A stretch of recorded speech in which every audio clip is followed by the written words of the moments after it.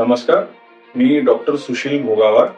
मी एक न्यूरो आणि spine surgeon आहे आणि चंद्रपूरला प्रॅक्टिस करतो. माझं स्वतःचं हॉस्पिटल आहे चंद्रपूरला. ट्युमर जे असतं ते नेमकं कसं असतं? ब्रेन ट्युमर म्हणजे नेमकं काय? सिम्प्लिफाईड लँग्वेज मध्ये सांगायचं म्हणजे ट्युमर म्हणजे गाठ. ही गाठ शरीरात कुठेही होऊ शकते. ज्या वेळेला गाठ ही मेंदूमध्ये होते त्यावेळेला त्याला ब्रेन ट्युमर म्हटलं जातं. बरं, काय प्रमुख कारण असू शकतात हे गाठ होण्याचे? ब्रेन ट्युमरचे एक्झॅक्ट कारण कधीही समोर आलेले नाही आहे, त्याच्यामुळे एक्झॅक्ट कारण तर आपण नाही सांगू शकत. लक्षणाच्या बाबतीत जर बोलायला गेलं तर नेमके कोणकोणते लक्षण असं ब्रेन साधारणतः ब्रेन ट्युमर हे याचे लक्षणं असे आहेत की डोकेदुखी हे एक खूप कॉमन लक्षण आहे. मॅक्सिमम ब्रेन ट्युमर हे डोकेदुखीने सुरू होतात. त्यानंतर उलट्या येणं हे सुद्धा एक दुसरं लक्षण आहे. त्याचप्रमाणे हातापायामध्ये कमजोरी येणं हे एक लक्षण आहे. त्याचप्रमाणे पेशंट बेहोश होणे हे सुद्धा एक लक्षण आहे. ही मेनली कॉमन लक्षण आहेत ब्रेन ट्युमर. ब्रेन ट्युमर हे पर्टिक्युलर कोणत्या एज कॅटेगरीमध्ये होतात की कोणालाही हा ब्रेन ट्युमर होऊ शकतो? ब्रेन ट्युमर हे कोणत्याही वयोगटात होऊ शकतं. ब्रेन ट्युमरचे बरेचसे प्रकार असतात. तर ते जे प्रकार आहेत ते पर्टिक्युलरली काही एज मध्ये कॉमन आहेत. म्हणजे काही प्रकारचे ब्रेन ट्युमर जसं पायलोसायटिक एस्ट्रोसायटोमा असेल हे जनरली लहान मुलांमध्ये होतात.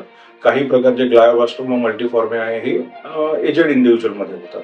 ते वेगवेगळ्या प्रकारचे वेगवेगळ्या वयोगटामध्ये होतात, पण ते कोणाला पण होऊ शकतात. अनुवांशिकतेपणाने खूप सारे रोग होतात, तसं ब्रेन ट्युमर काही प्रकारचे ब्रेन ट्युमर हे अनुवांशिकतेनुसार पण होऊ शकतात. ब्रेन ट्युमर जर आपण निदान करायचं डायग्नोज करायचं असेल तर नेमकं कशा प्रकारे ब्रेन ट्युमर डायग्नोज करता येईल?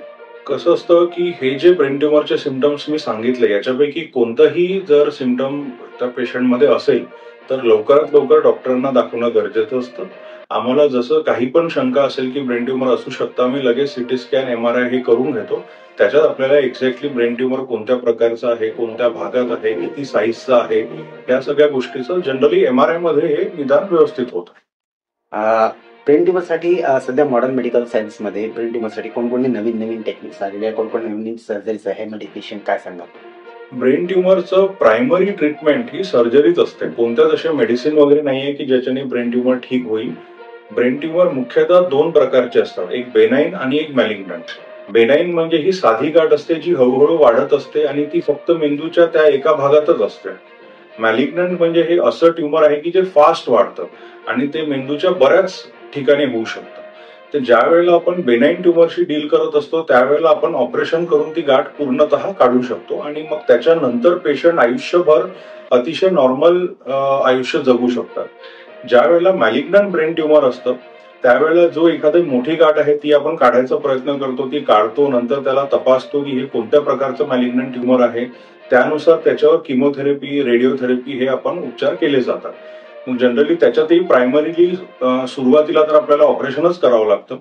मग कोणत्या प्रकारचं आहे त्याच्यानुसार आता मॉडर्न मेडिसिन मध्ये बऱ्याचशा ट्रीटमेंट समोर अवेलेबल झाल्या आहेत. जसं आपण किमोथेरपी, रेडिओथेरपी म्हणतो असंच आहे आणि त्याच्यातच अजून ऍडव्हान्स ट्रीटमेंट एक येत आहे. बरं, तर ब्रेन ट्युमरचे जे ऑपरेशन आहे हे कितपत सक्सेस आहे, कितपत म्हणजे सुरक्षित आहे, काय सांगणार?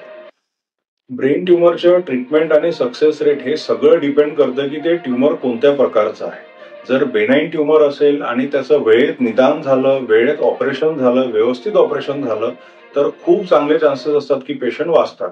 आमचे बरेचसे पेशंट असे आहे की जे 10-10, 15-15 वर्ष झाले ऑपरेशन होऊन पण आता पण पेशंट एकदम नॉर्मल असतात. प्रॉब्लेम कधी येतो जर पेशंट हा मॅलिग्नंट ब्रेन ट्युमरच्या कॅटेगरीमध्ये असेल.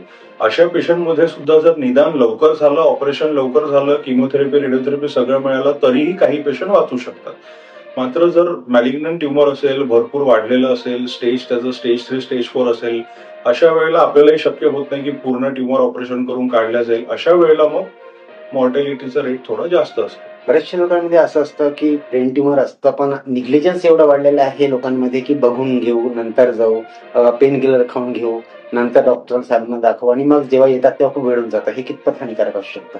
नाही, हे फारच हानिकारक आहे. कारण ब्रेन ट्युमरचे जे सिम्पटम्स आहे ते बाकी बऱ्याचशा आजाराशी मिमिक करतात. जसं मी सांगितलं ब्रेन ट्युमर मध्ये पहिलं सिम्पटम हे हेडेक असतं. मग हेडेक तर साधं मायग्रेन मध्येही होतं, थोडं डोक्याला मार लागलं तरी होतं. त्यामुळे बरेचसे पेशंट निग्लेक्ट करतात की काय थोडंसं हेडेक आहे, भरपूर लोकांना असतं. पण तसं नाही केलं पाहिजे. म्हणजे हेडेकच्या पेशंटमध्ये फक्त 5% लोकांनाच ब्रेन ट्युमर असतं, पण ते पण डायग्नोज झालं पाहिजे याच्यासाठी मॅक्सिमम पेशंटचं आपण इन्व्हेस्टिगेशन करणं आणि त्या पर्टिक्युलर न्यूरोलॉजिस्ट किंवा न्यूरोसर्जन यांना दाखवणं हे फार आवश्यक असतं. कारण आपलं ट्रीटमेंट आणि सक्सेस रेट हे किती लवकर त्याचं निदान झालं याच्यावर खूप डिपेंड करतं.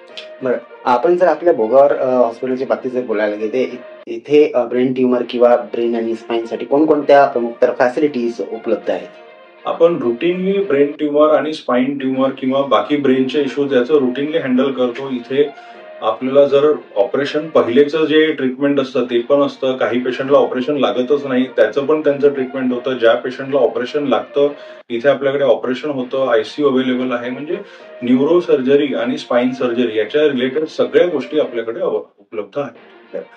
चॅनलच्या माध्यमातून आपल्याला जी दर्शकगण बघत आहेत त्यांना ब्रेन ट्युमर संदर्भात किंवा ब्रेनच्या कोणत्याही रुग्ण संदर्भात विचारणा करायची असेल किंवा संपर्क करायचा असेल तर आपल्याशी भोगावर तुम्ही आम्हाला फोनवर कॉन्टॅक्ट करू शकता. माझं अपॉइंटमेंट घेऊ शकता. मी पर्सनली अवेलेबल असतो अपॉइंटमेंट घेतल्यानंतर आणि त्यानुसार आपण इन्व्हेस्टिगेट करून सगळं डिटेल रुग्णाला सांगू शकतो. भोगावर हॉस्पिटल हे नागपूर रोडवर चंद्रपूरला आहे. जे मेन पोस्ट ऑफिस आहे त्याला लागूनच भोगावर हॉस्पिटल आहे. मेन